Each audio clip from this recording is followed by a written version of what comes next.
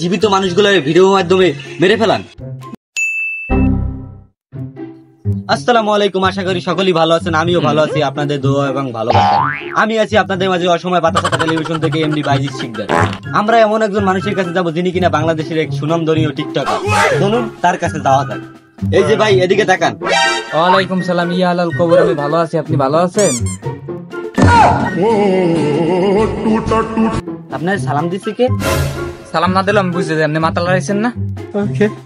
ও আচ্ছা, আমি শুনেছি আপনি নাকি বাংলাদেশের এক সুনামধন্য টিকটকার। আমি টিকটকার না, আমি কন্টেন্ট ক্রিয়েটর। আপনি কন্টেন্ট গুলো কিসে ছাড়েন? ফেসবুকে, ইউটিউবে না ইনস্টাগ্রামে? আমি কন্টেন্ট গুলো টিকটকে ছাড়ি।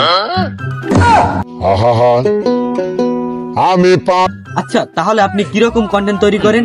এই যে ধরেন, আমি ইফতারের আগে 40-45 পদের খাবার নিয়ে বইয়ে থাকি, তারপর আইজান দেয় না, আইজান একটা মিউজিক লাগাইয়া তারপর আমি খাইয়া লাই, এবার আবার টিকটকে আপলোড করি। ও আচ্ছা, তারপর? এই যে ধরেন, তারাবি পড়তে যাই একটা মুসল্লির পাউটাই ঢালাই দিয়া এবার একটা ভিডিও শুট করে তারপর টিকটকে আপলোড করি।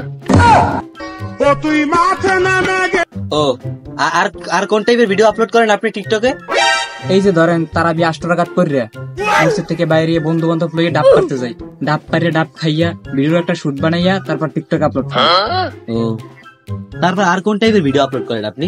এই যে ধরেন, রাস্তাঘাটের আবল তাবল ভিডিও বানাই তারপর টিকটকে আপলোড করি। এই যে ধরেন, আমরা গুজব ছাড়াই ফালতু ভিডিও গুলো আপলোড করি টিকটকে। তাহলে আপনারা এই জীবিত মানুষগুলো ভিডিওর মাধ্যমে মেরে ফেলান? জি।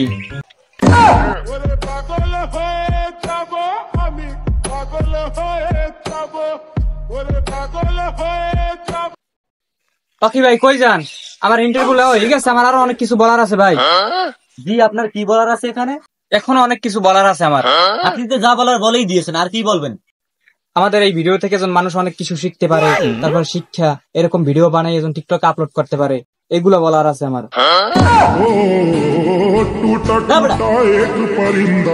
ভাই যাইয়েন না, আমার আরো অনেক কিছু বলার আছে ভাই, যাইয়েন না ভাই, ভাই খারান ভাই।